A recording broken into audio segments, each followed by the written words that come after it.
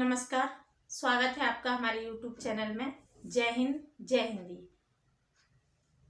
आप लोगों को तरह तरह के र्यूमर सुनने को मिल रहे होंगे और बातें उठ रही हैं एग्जाम की डेट को लेकर। बीपीएससी 67 की ये एग्जाम की डेट प्रस्तावित है 30 अप्रैल को, लेकिन उस दिन नवोदय की जो एंट्रेंस एग्जाम है नवोदय का उसकी वजह से ये डिस्प्यूट उठा है कि शायद अब ये एग्जाम 30 तारीख को नहीं होगा। आयोग की तरफ से अभी कोई कंफर्म सूचना नहीं है, लोग अपनी अपनी बात कह रहे हैं। जो र्यूमर है उसके आधार पर ये एग्जाम 27 अप्रैल को हो सकता है, 7 मई को हो सकता है या 22 मई को हो सकता है, क्योंकि 15 मई को तो ऑलरेडी सीडीपीओ के एग्जाम की डेट निर्धारित है। जनरली तो ऐसा नहीं देखा गया कि एग्जाम कभी भी प्रीपोन्ड होता हो। जो डेट दी जाती है उसके बाद ही एग्जाम होता है। अगर डेट बढ़ती है तो पोस्टपोन्ड ही होती है, बाद में जाती है। डेट को कभी प्रीपोन्ड नहीं किया गया कि 30 की जगह 25, 27 इस तरह किया जाए।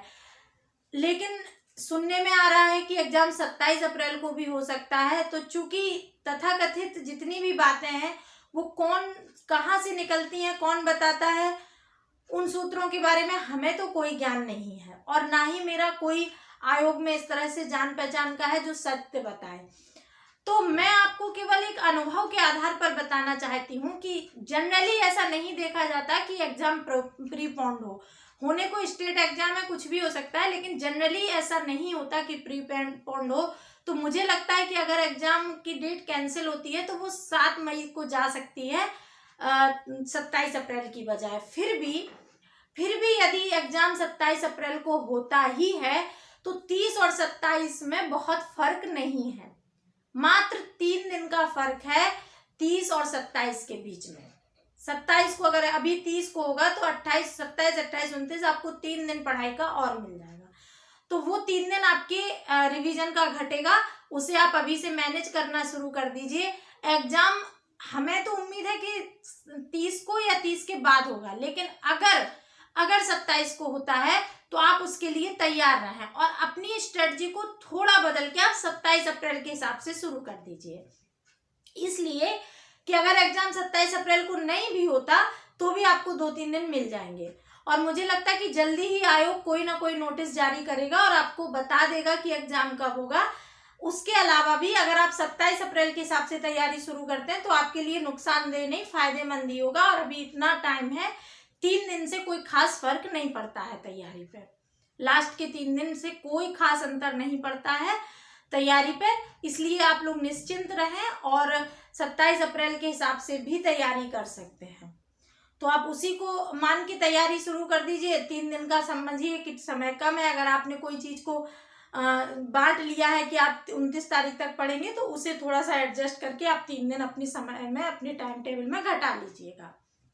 ये आपकी जिम्मेदारी है। इतनी ही बात मुझे कहनी थी।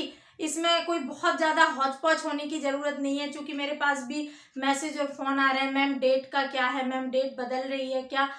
तो आप लोग परेशान नहीं हो। डेट अगर बदल के 27 अप्रैल होती है या 7 मई होती है तो बहुत अंतर नहीं है। आपकी डेडलाइन 30 अप्रैल ही है, उसी आधार पर आप अपनी तैयारी करें। अगर 7 मई जाती है तो भी आपको 7 दिन मिल जाता है।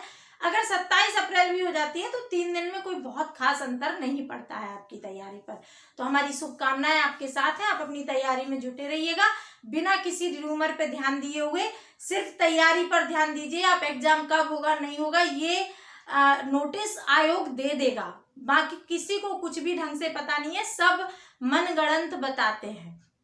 ठीक है, एग्जाम किस डेट में होगा, 27 होगा, 7 होगा, 22 होगा, किसी को पता नहीं है, सिर्फ मनगढ़ंत कहानी है।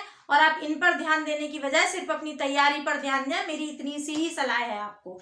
एग्जाम 27 को हो, 7 को हो, उससे कोई फर्क नहीं पड़ता। आपकी तैयारी रहेगी तो आप क्रैक कर ही लेंगे। ठीक है, तो आप अपनी तैयारी में जुटे रहिएगा। धन्यवाद।